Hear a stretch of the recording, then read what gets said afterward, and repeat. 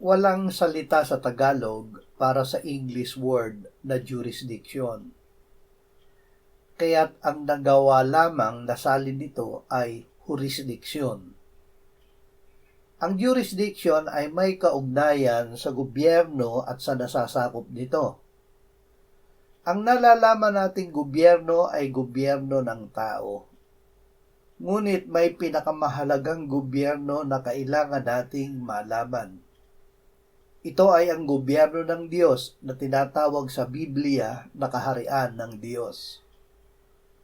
Itinuro ng Panginoong Hesus na ipanalangin natin sa Diyos, mapasa amin ang kaharian mo. Sa kaharian ng Diyos sa langit ay lubos na natutupad ang kanyang kalooban. Ibig niya na mangyari rin ito sa lupa. Kaya't sinabi ng Panginoong Hesus, nakalakip ng panalangin mapasa amin ang kaharian mo, ay hingin din natin na sundin ang loob mo dito sa lupa gaya ng sa langit. Ayaw ng Diyos ng kaguluhan. Ang ibig niya ay kapayapaan. Ang mga nilalang na nasa langit ay hindi magulo. Lahat ay may kapayapaan sa pakikisama nila sa Diyos. Ito ay dahil ang Diyos ay hindi Diyos ng kaguluhan, kundi ng kapayapaan. Unang Korinto 14:33. Ang kapayapaan ng Diyos ay hindi maaabot ng ating pag-iisip. Ngunit ibinibigay ng Diyos ang kanyang kapayapaan sa atin dahil ito ang tagapag-ingat ng ating mga puso at pag-iisip kay Kristo Jesus dito sa lupa. Pilipos 4:7. Ipinaalam sa atin ng Diyos ang kapayapaan sa pamamagitan ng gobyerno dito sa lupa. Sinabi ni Apostol Pablo, ang bawat tao ay magpasakop sa mga namamahalang otoridad sapagkat walang pamamahala na hindi mula sa Diyos. At ang mga pamamahalang iyon ay itinalaga ng Diyos. Kaya't ang lumalaban sa may kapangyarihan ay lumalaban sa itinalaga ng Diyos. At ang mga lumalaban ay tatanggap ng kahatulan sa kanilang sarili. Roma 13:1-2.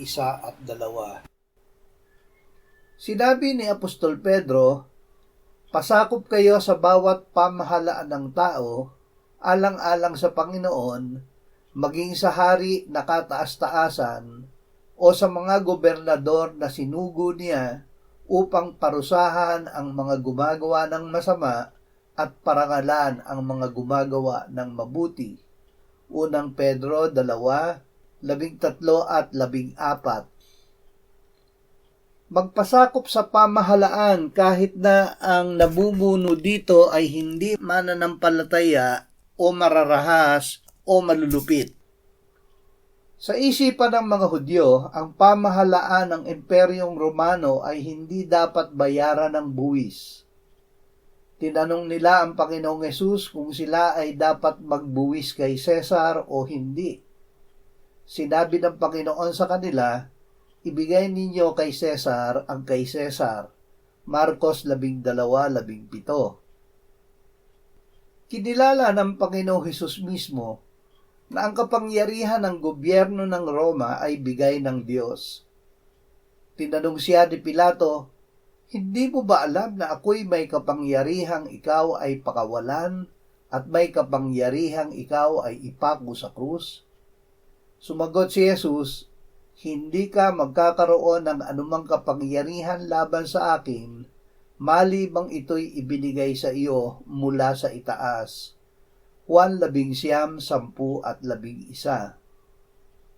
Ibinigay ng Diyos sa gobyerno ng Roma ang kapangyarihang ipako at patayin si Jesus sa krus.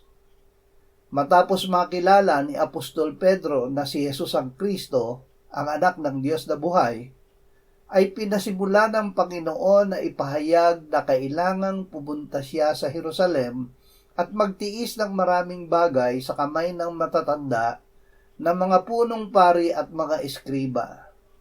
Siya ay papatayin at muling bubuhayin sa ikatlong araw. Mateo 16:21. Alam ng Panginoon na siya ay ipapako sa krus. Kapag ako'y itinaas na mula sa lupa, ang lahat ng mga tao ay papalapitin ko sa aking sarili. Ang pagtataas mula sa lupa ay sinabi niya upang ipahiwatig kung anong uri ng kamatayan ang ikamamatay niya. Juan 12:32-33. Walang jurisdiction ang mga Hudyo na magparusa ng kamatayan. Sinabi nila kay Pilato, hindi kami pinahihintulutan na ipapatay ang sinumang tao. Ito ang dahilan kung bakit ipinahiwatig ng Panginoon na siya ay ipapako sa krus. Juan 18:31-32. Ang parusang bitay ay ipinatutupad sa pamamagitan ng pagbato ayon sa batas ng mga Hudyo. Hindi sila nagpapako sa krus. Ang pagpapako sa krus ay pamamaraan ng gobyernong Romano. Ang Panginoong Hesus ay kusang nagpasailalim sa jurisdiction ng gobyernong Romano. Sinabi niya, kung paanong itinaas ni Moises sa ilang ang ahas, kailangan din namang itaas ang anak ng tao. Ito ay ginawa niya dahil ang gobyernong Romano ang itinalaga ng Diyos na magpatupad ng hatol na kamatayan sa mga makasalanan na unang sinabi ng Diyos kay Adan, mula sa punong kahoy ng pagkakilala ng mabuti at masama ay huwag kang kakain, sapagkat sa araw na ikaw ay kumain niyon ay tiyak na mamamatay ka. Dahil si Adan ay sumuway at tayong lahat ay nagkasala rin, ibinaba ng Diyos ang hatol laban sa atin. Ang kabayaran ng kasalanan ay kamatayan. Roma 6:23. Dapat ay daglig pinuksa sina Adan at Eva at tayong lahat noong mismong sandali na tayo ay nagkasala.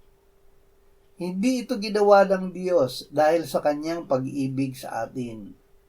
Ang pag-ibig na ito ay ihinayag ng Diyos nang sinugo niya ang kanyang bugtong na anak upang tayo'y mabuhay sa pamamagitan niya.